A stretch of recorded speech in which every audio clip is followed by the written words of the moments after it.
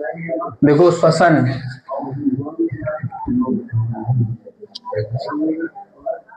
क्या है श्वसन। अब देखिए श्वसन में क्या है, श्वसन, श्वसन,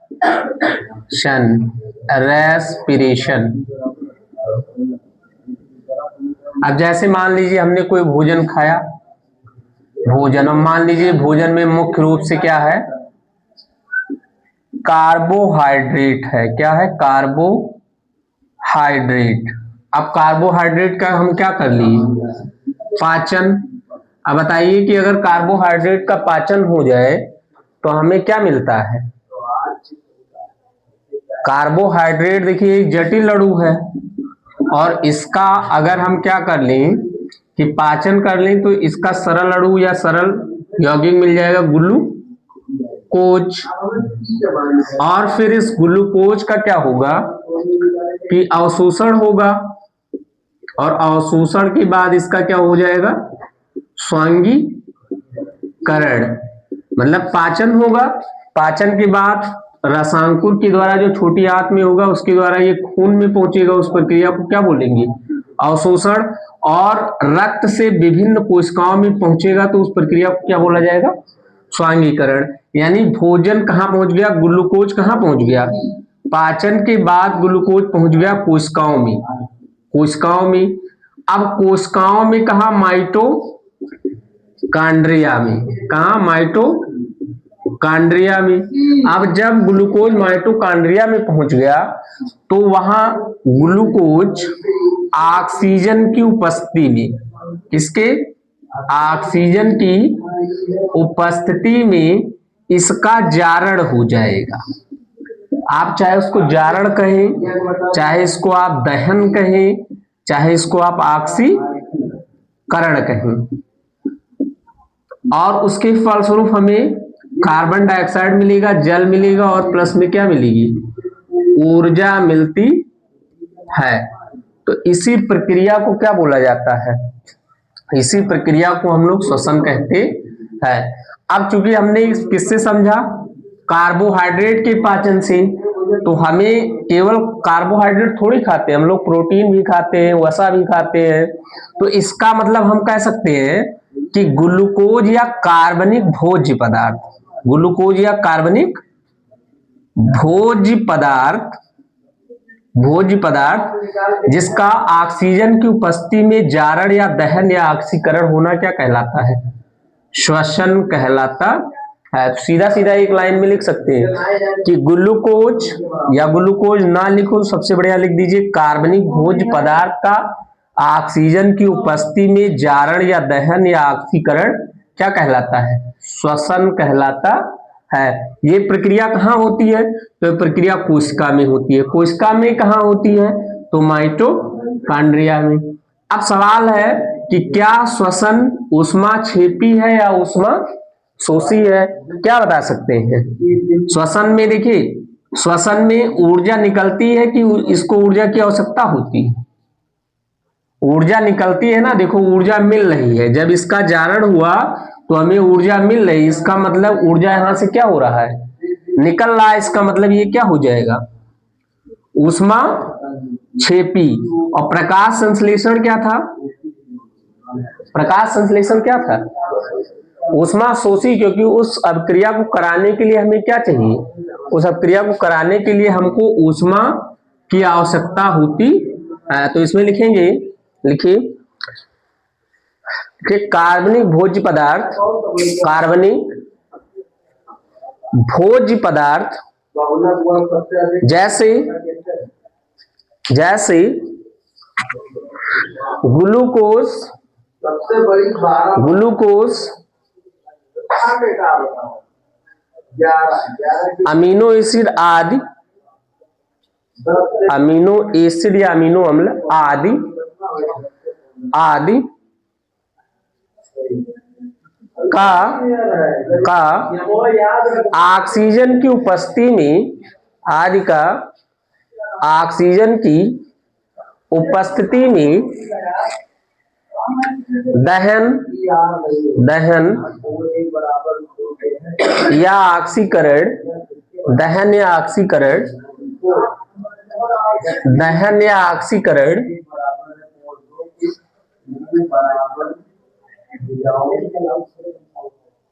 श्वसन कहलाता है, श्वसन कहलाता है।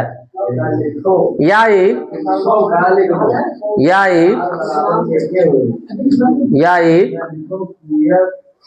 ऊष्मा ऊष्मा क्षेपी अभिक्रिया है, क्योंकि यह एक ऊष्मा क्षेपी अभिक्रिया है क्योंकि इस प्रक्रिया में ऊर्जा का निष्कासन होता है, ऊर्जा का निष्कासन होता है, निष्कासन होता है। ठीक, जैसे देखिए, जैसे में आप देखिए कि हमारे पास ग्लूकोज है, यानी C6H12O6 और किसकी उपस्थिति में, ऑक्सीजन की उपस्थिति में, यानी ऑक्सीजन के साथ ही रिएक्शन कर जाएगा। और कहाँ होगा, कोशिका में, कोशिका की कहाँ, माइटोकांड्रिया में, माइटोकांड्रिया में। और माइटोकांड्रिया में कहाँ होगा, अभी आगे अगर देखा जाए तो देखिए, ये मान लीजिए सेल है, ये क्या है, कोशिका है। जैसे देखो ये कोशिका है, कोशिका में ये माइटोकांड्रिया होगा अगर, तो माइटोकांड्रिया में उंगली के समान संरचनाएं पाई जाती है। तो यहां देखिए कि जैसे ये मान लीजिए ये है, ये उंगली के समान ऐसे संरचनाएं इसमें पाई जाती है।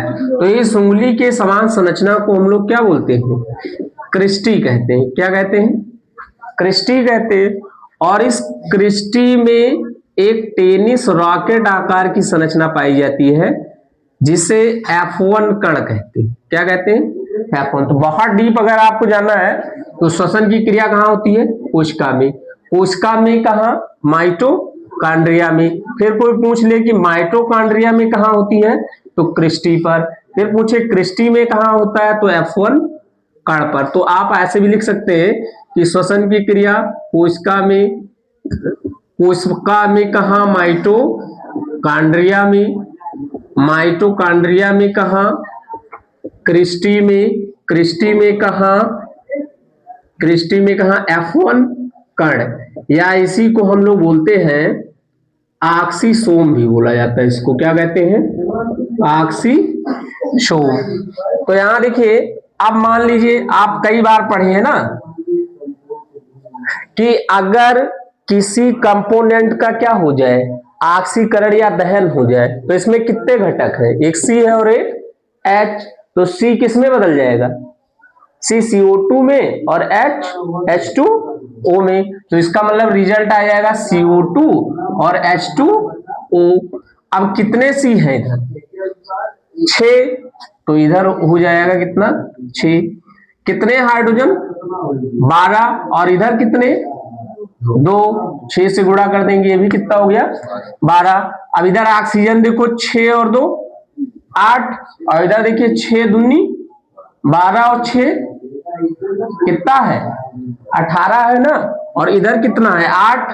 तो इसको 18 करने के लिए इसमें क्या कर देंगे, 6 से गुणा। तो 6 दूनी 12 और 6 18। और प्लस में यहां ऊर्जा निकलेगी, प्लस में ऊर्जा, ऊर्जा किस रूप में निकलेगी, तो ATP के रूप में। किस रूप में, ATP। ATP का फुल फॉर्म देखिए, ATP का फुल फॉर्म होता है एडिनोसिन ट्राईफॉस्फेट, एडिनोसिन ट्राईफॉस्फेट। और ADP का full form adenosine diphosphate, adenosine diphosphate. ये इतना रिएक्शन लिख लीजिए, देखो इसको नोट करो।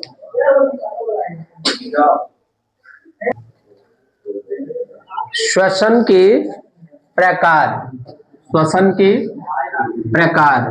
तो श्वसन जो होता है वो मुख्यतः दो प्रकार से होता है। श्वसन कितने प्रकार से? मुख्यतः दो प्रकार से। एक होता है आक्सी श्वसन,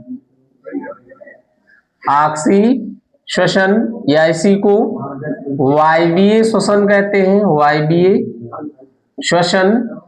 और एक होता है हमारा अनाक्सी श्वसन, या इसी को हम लोग कहते हैं अवायवीय श्वसन, अवायवीय श्वसन, अवायवीय श्वसन। ये है एरोबिक रेस्पिरेशन, और ये होता है एनएरोबिक रेस्पिरेशन, एनएरोबिक रेस्पिरेशन। अब देखिए आक्सी श्वसन या वायवीय श्वसन क्या होता है, तो इसके नाम से ही क्लियर है। आक्सी का मतलब क्या? ऑक्सीजन की उपस्थिति में होने वाला श्वसन क्या होगा? आक्सी श्वसन।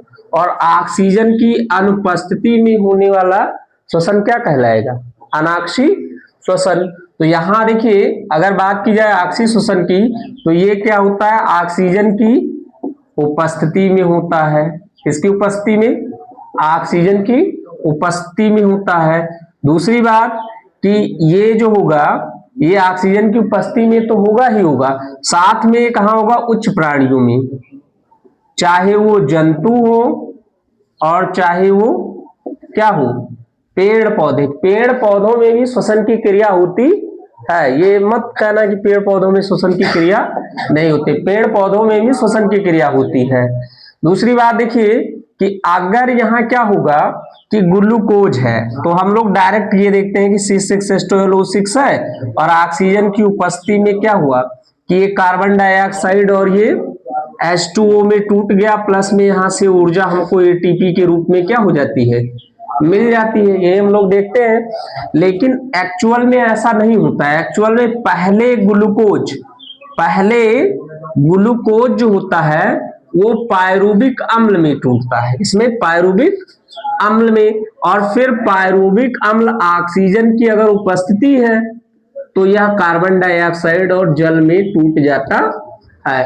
दूसरी बात, एक ग्लूकोज से लगभग 38 एटीपी ऊर्जा प्राप्त होती है। कितनी?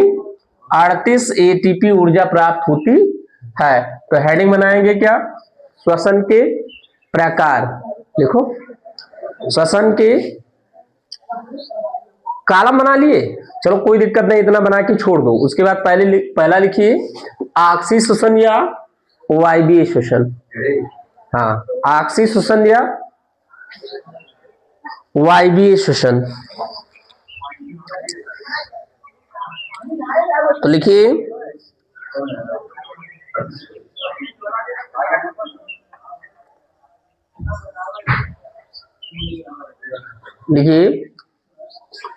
कार्बनिक भोज्य पदार्थ का ऑक्सीजन की उपस्थिति में, कार्बनिक भोज्य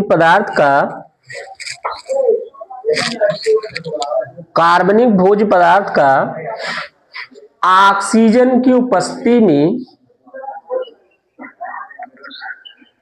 दहन या जारण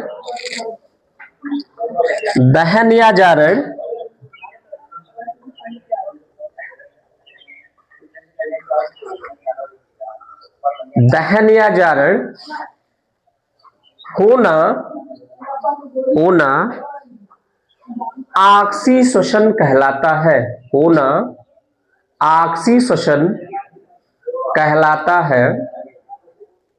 ऑक्सी श्वसन कहलाता है। यह सामान्यतः उच्च प्राणियों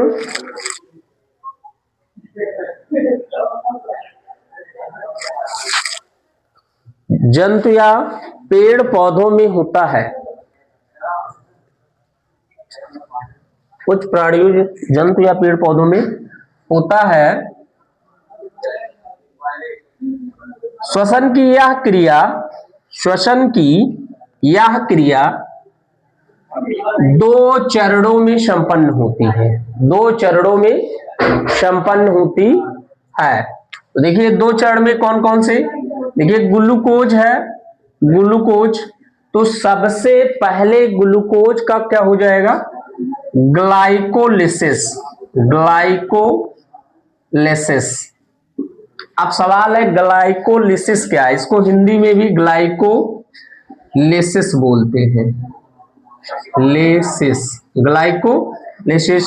अब देखो अगर बात की जाए ग्लाइको और लिसिस, तो यहां देखिए ग्लाइको, ग्लाइको का मतलब होगा ग्लूकोज, और लाइसिस या लिसिस का मतलब ब्रेक डाउन। तो इसका मतलब कि ग्लूकोज के अणु के तोड़ने की प्रक्रिया को क्या बोला जाता है, ग्लाइकोलिसिस। यानी हम लिख सकते हैं कि ग्लाइकोलिसिस क्या है, ग्लूकोज के विखंडन, विखंडन की विधि को क्या बोला जाता है, ग्लाइकोलिसिस कहते हैं। ग्लूकोज के विखंडन की विधि को क्या बोला जाता है, ग्लाइकोलिसिस। सबसे पहले ये कहां होगा, तो यह होता है कोशिका द्रव्य में, कहां होता है, कोशिका द्रव्य में, यानी साइटोप्लाज्म में होता है, कहां, साइटोप्लाज्म में होता है। तो बनेगा क्या, पायरूविक, पायरूविक एसिड या पायरूविक अम्ल बनेगा, क्या बनेगा, पायरूविक अम्ल बनेगा। फिर इस पायरूविक अम्ल का माइटोकॉन्ड्रिया में अगर ऑक्सीजन उपस्थित है, ऑक्सीजन की उपस्थिति में अब क्रिया हो जाएगी माइटोकॉन्ड्रिया में, माइटोकॉन्ड्रिया में। तो जब माइटोकॉन्ड्रिया में होगी तो यहां से बन जाएगा कार्बन डाइऑक्साइड और H2O, और प्लस में बन जाएगा 38 ATP ऊर्जा, कितनी, 38 ATP। इतना नोट कर लीजिए, नोट करो इतना। अनाक्सी श्वसन, दूसरा क्या, अनाक्सी श्वसन या अवायवीय श्वसन, या इसको इंग्लिश में बोलते हैं एनएरोबिक रेस्पिरेशन। सीधा सीधा इसमें आप ये लिख सकते हैं कि यहां है अनाक्सी, इसका मतलब ऑक्सीजन की अनुपस्थिति में होने वाला श्वसन को क्या कहलाएगा, अनाक्सी या अवायवीय श्वसन कहलाता है। तो इसमें हम लिख सकते हैं, लिखिए, जब श्वसन की क्रिया ऑक्सीजन की अनुपस्थिति में होता है, ऑक्सीजन की अनुपस्थिति में होता है, तो इस प्रकार की श्वसन को अनाक्सी या अवायवीय श्वसन कहते हैं, अनाक्सी या अवायवीय श्वसन कहते हैं, अनाक्सी या अवायवीय श्वसन कहते हैं। यह मुख्यतः ईस्ट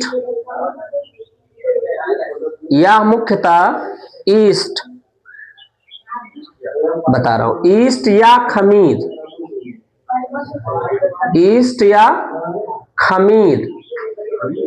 हाँ खमीर। अब ब्रैकेट में लिख लेंगे एक कोशिकीय कवक, ये क्या है, एक कवक है, कितने कोशिका का, एक कोशिकीय कवक, यूनिसेलुलर फंगस है, एक कोशिकीय कवक, या के बजाय यौम लिख दीजिए तो और अच्छा होगा, यौम एवं जीवाणुओं में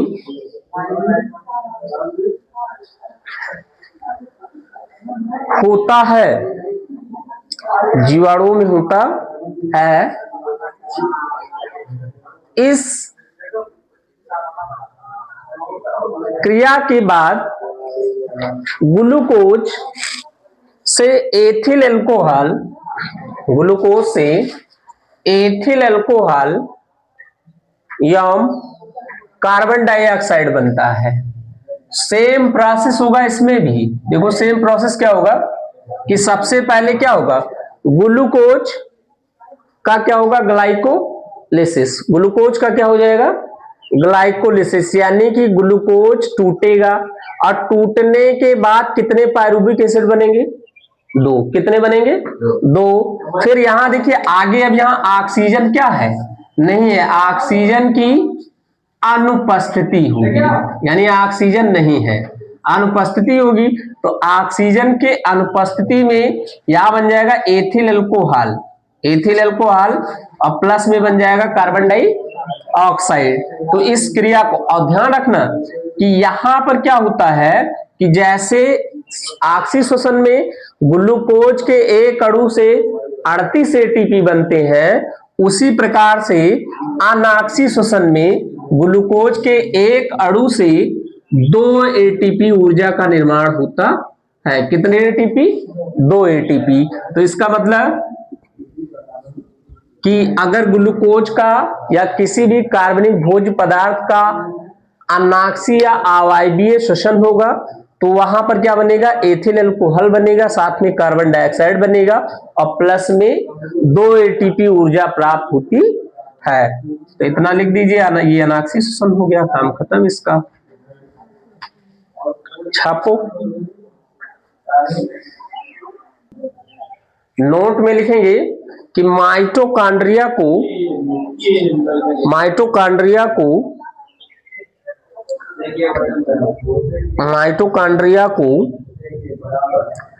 कोशिका का ऊर्जाग्रह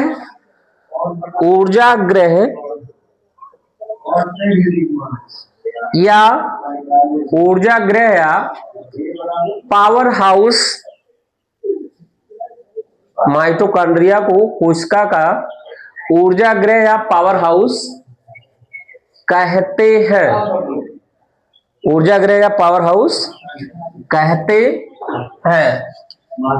उसके बाद हम लिखेंगे ऑक्सी श्वसन एवं अनाक्सी श्वसन में अंतर, ऑक्सी एवं अनाक्सी श्वसन में अंतर, डिफरेंस बिटवीन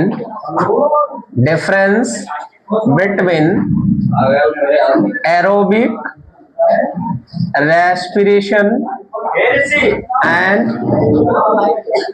एनएरोबिक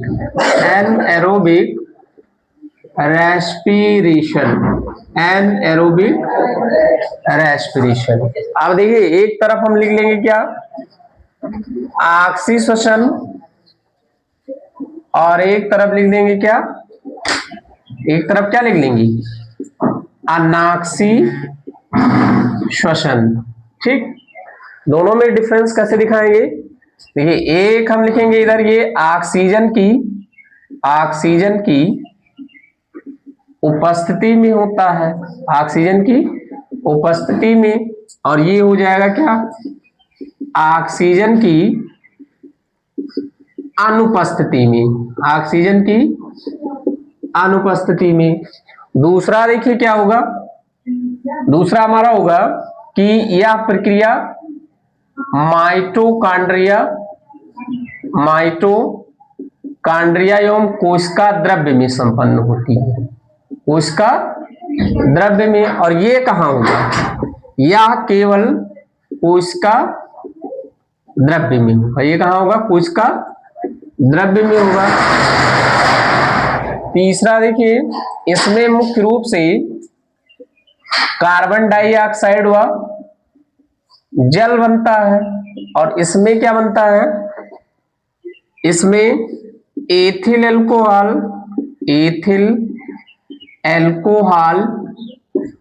व क्या बनता है, कार्बन डाइऑक्साइड। चौथा अंतर देखिए कि इसमें एक ग्लूकोज के अणु से 38 एटीपी ऊर्जा बनती है और इसमें कितना बनता है, एक ग्लूकोज के अणु से 2 एटीपी ऊर्जा बनती है। कितनी, 2 एटीपी ऊर्जा बनती है। इतना नोट करो। दोनों का आप रिएक्शन भी लिख सकते हैं डिफरेंस में। जैसे यहां देखिए C6H12O6, इसमें हो जाएगा ग्लाइकोलिसिस, और ग्लाइकोलिसिस होगा तो बन जाएगा पायरुविक एसिड, और पायरुविक एसिड के कितने अणु बनेंगे, 2 अणु। फिर इसका ऑक्सीजन की उपस्थिति में होगा तो यहाँ कार्बन डाइऑक्साइड प्लस H2O और प्लस में 38 ATP।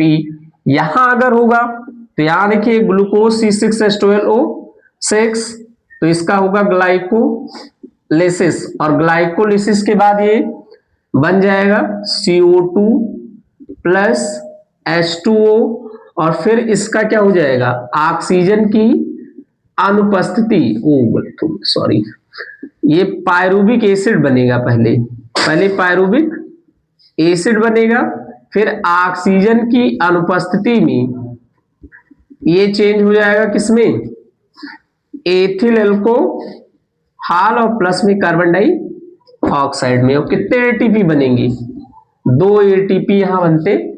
तो ये अंतर होगा किसमें, ऑक्सी और अनाक्सी श्वसन में।